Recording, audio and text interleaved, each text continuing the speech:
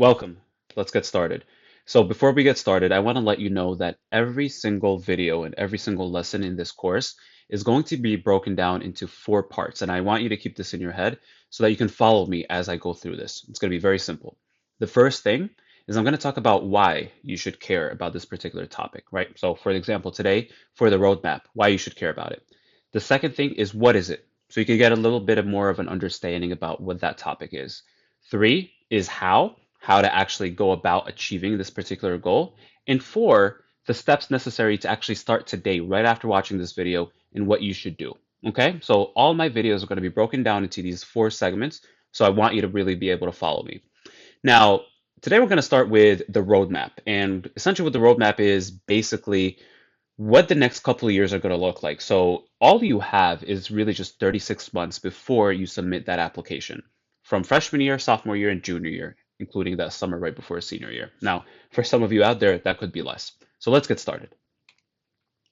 So why are we going to care about the roadmap? Now, you need to care about this because you can clearly plan ahead of time. As you probably know, when you planned anything, either a weekend or a trip or anything at all, even your day, if you don't plan for it, the day is going to be totally gone and messed up. What you need to understand is that planning ahead of time allows you to know when you can plan certain activities because a lot of this is going to build on each other. The next thing is that these top schools, whether you're thinking about Ivy Leagues, top 30 schools, BSMD programs, they all want longevity. What that means is that they're looking for at least two activities in what you're doing to have been done for at least about a year and a half, ideally 2 years. You only have 36 months, and they're looking for activities that you've done for 24 months, two-thirds of that time. And most people just start figuring out what they want to do maybe somewhere halfway through 10th grade or sophomore year. So when you plan for this ahead of time, you can really plan when you're going to start activities to have that longevity when you're applying to the schools. And you're able to accrue some impactful activities. Now, what this means is that some of the more impactful things that you're going to do on your extracurriculars and on your application you can't do unless you've done some prereq stuff, okay? Whether that's research that you've done that you require to have done, certain classes or say done certain research activities to be eligible for the more competitive summer programs, or whether that's volunteering or shadowing. A lot of the really impressive stuff that comes in maybe later in sophomore year or even junior year, you can really only get if you've been putting in the work beforehand. And so if you haven't been planning that out, you're not going to get to that point of actually making those impactful activities. Now, if you don't actually think about this and plan ahead for the next 36 months or however many months you have, then you probably heard this before. If you fail to plan, you plan to fail, right? And this is exactly what's going to happen. You might jeopardize your time and you might overcommit. What do I mean by this? So, if you imagine you're a junior, some of you might be juniors right now, and there's a lot of things that are happening. You are thinking about your SATs, your APs. You need to work on that capstone project. You need to find summer research program. There's a million things that you're all of a sudden figuring out that you need for your application to be competitive, and you're piling all these things on in a couple months. You're overcommitting. You're not going to be able to do any of these things correctly. But if you start today, give yourself enough time, enough roadway to actually get this done, then what's going to happen is you'll actually be able to plan things out, both for the longevity part of it, to be able to do it over a long time, and to be able to see when you're going to be busy and not overcommit then. See when competitions are going to be, see when extracurriculars are going to be, when clubs are going to be, when summer activities are going to be, when APs are going to be, whatever it is. So you can really spread out the work over the next couple of years. And you could miss important deadlines. Now, there are going to be a lot of things that have strict deadlines. You're applying to certain programs, certain applications. There are going to be things taking like the SAT or the ACT. There are going to be deadlines for things. And I've heard many, many times from people, oh my God, this program would have been amazing and great for me, but I didn't realize that the deadline passed last week. Well, now you know for next year to apply to that program, but for a lot of you, you don't have next year. So planning ahead allows you to see when things are going to be due and giving yourself ample time to prepare for them. So let me break it down in terms of what your high school career should look like. And this is going to be a high level overview of what you should be doing every single year, including your senior year application year. And the way I'm going to do this is I'm going to break every year into three parts: your first semester, your second semester, and the summer following that year. Now, I understand that some of you may not be going by a semester system. You have like quarterly or trimester, whatever the case, first half of the year, second half of the year. Okay. And everything that I talk about, I'm just introducing when you should actually think about it and write about it or start it.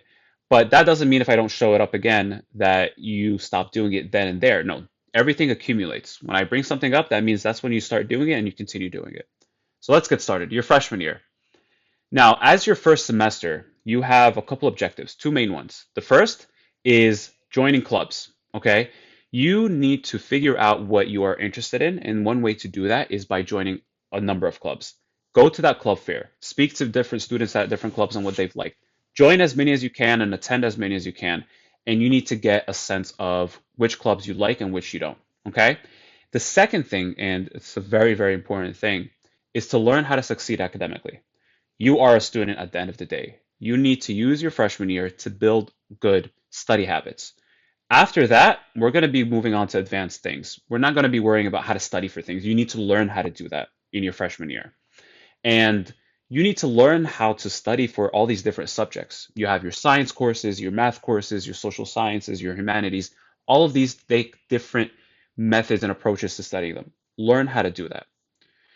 Now, in the second half of that semester, or rather of that year, you need to get help if needed. Now, I'm talking about the last point of learning how to succeed academically. If you feel like you've tried doing well in your class, but you've tried it every which way to study for a class, but you're not doing well, maybe the quizzes or the tests or the exams, whatever it is, you just don't know what to do, you need to get help. Get help by speaking to your teacher, which is a great first approach because they are the ones who are grading you at the end of the day. And they might be like, oh, I actually test from the lectures in class. I don't really test from the book. And you might be reading from the book. So they're a great source.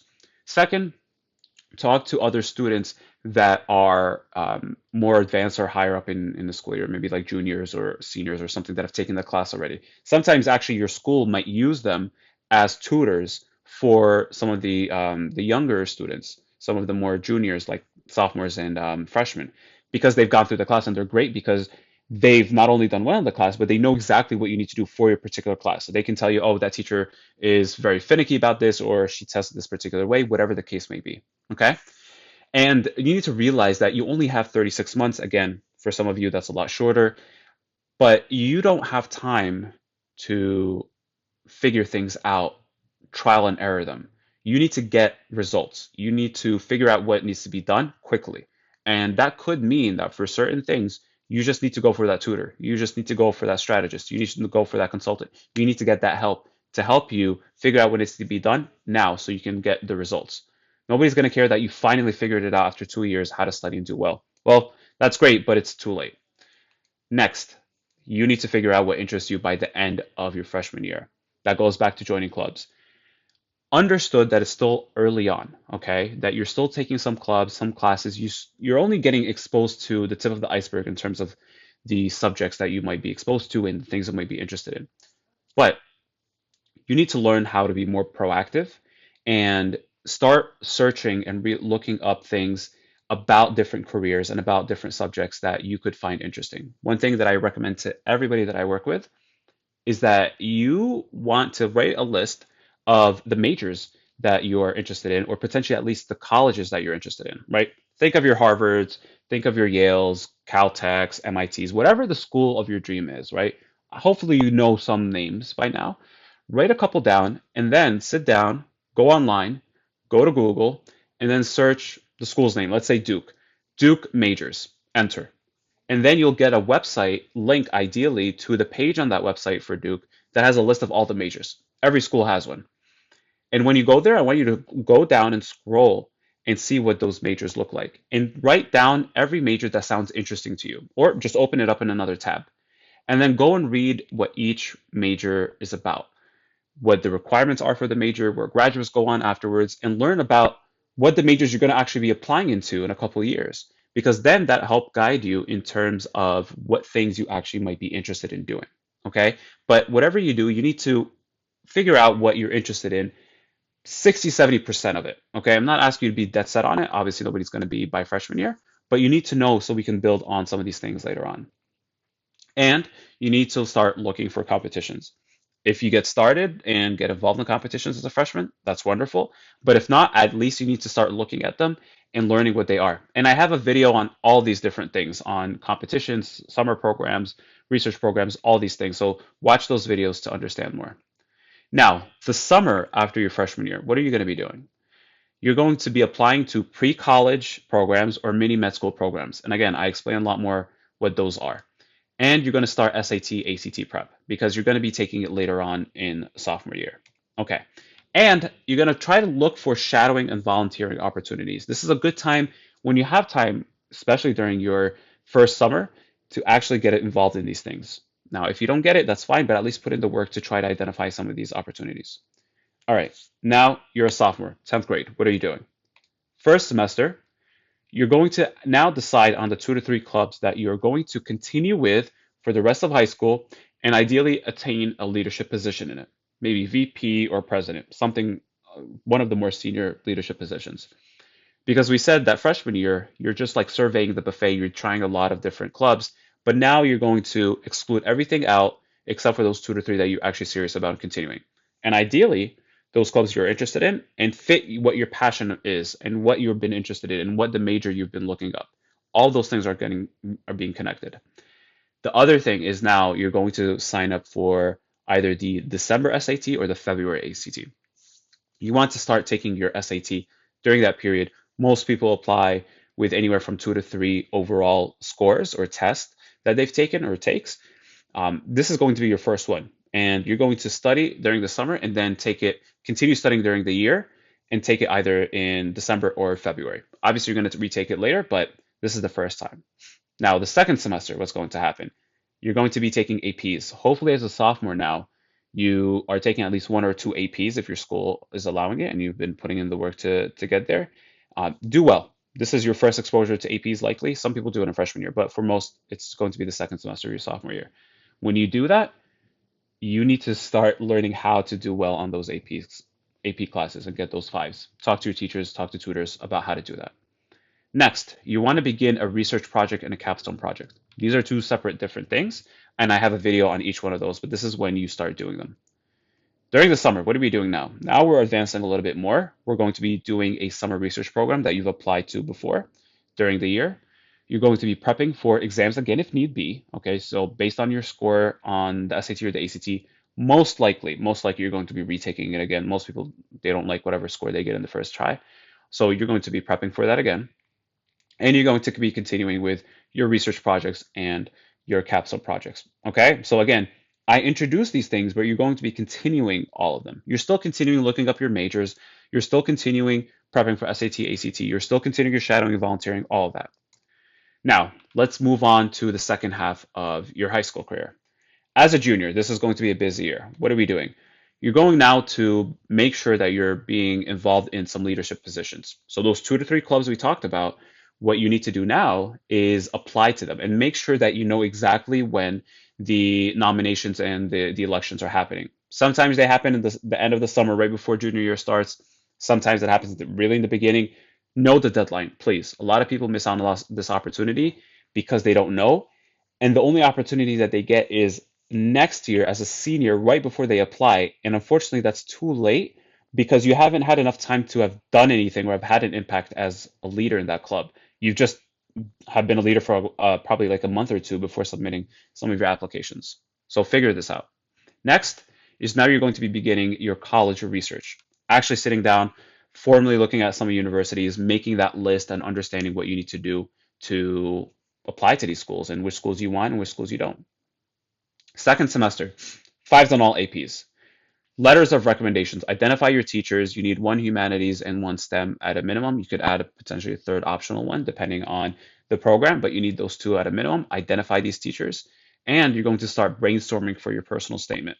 The Common App, the company that puts out the application portal that you're going to use to apply to these universities, most universities in the US at least, is going to put out the list of about 7 or so topics for the personal statement, usually by like the end of February.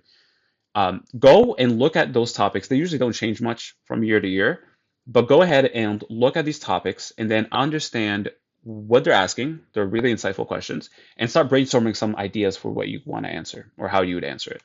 Because then in the summer, you're going to be doing hopefully a more competitive summer research program. You're going to now actually draft your personal statement and the supplemental essays. So usually in the first half of that summer, you're going to be working on drafting your personal statement.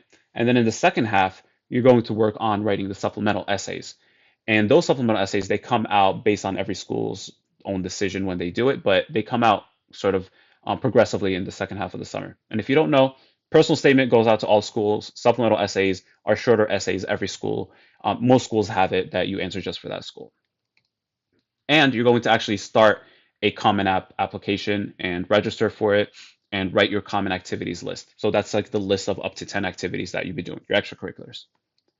Now, what's going to happen senior year? So this is like now we're talking about the first semester of the fall. This is when you're applying. This is application season that you've been working towards. Finalize your applications, obviously. Submit on time, obviously.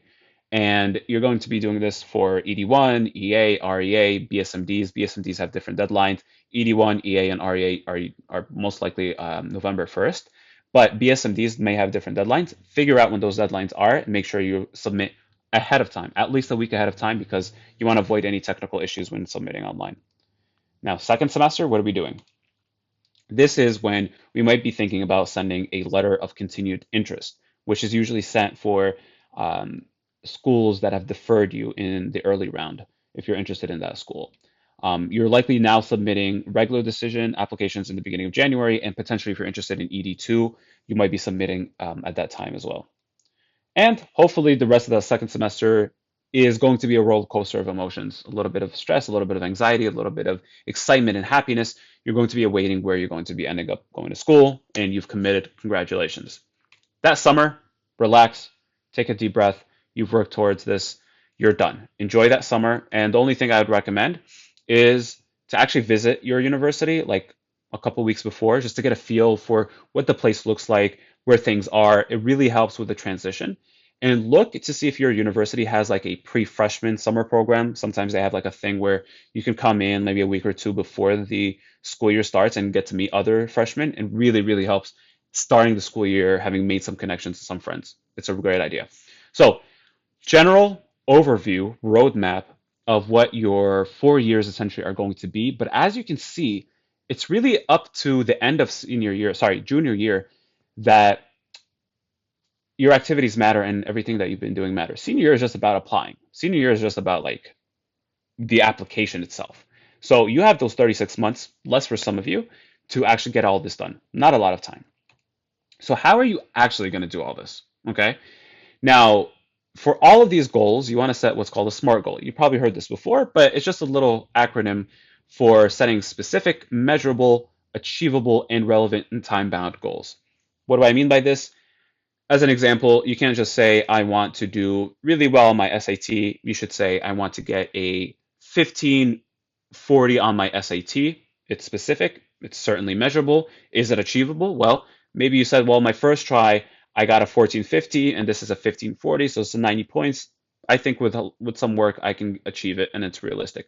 Not, oh, my first try was a 1300 and now I want to get a 1540. That's a massive gap, right? Is it relevant? Certainly relevant to you because you're applying to colleges and you need the SAT or the ACT.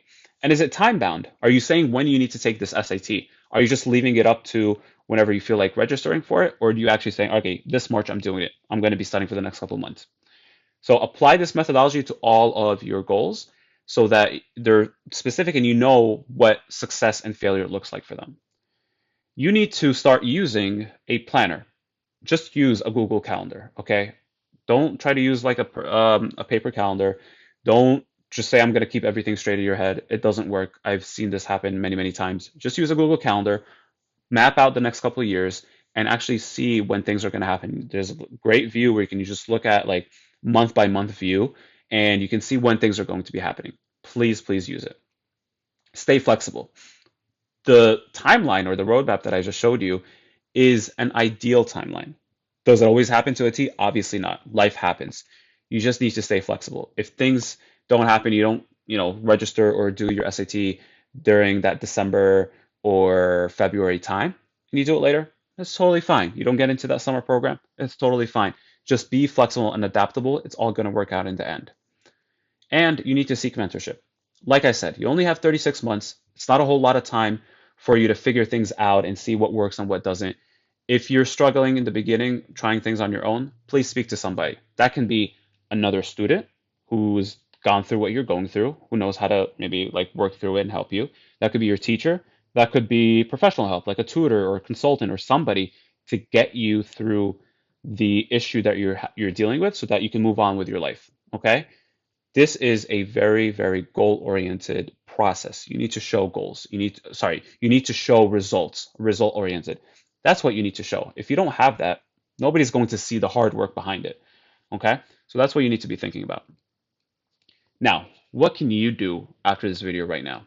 First of all, take a deep breath, right? I understand that this may be a bit stressful, kind of seeing all these things you have to do, but the goal of this video is to set that expectation, set that bar, to let you know that this is going to be hard work.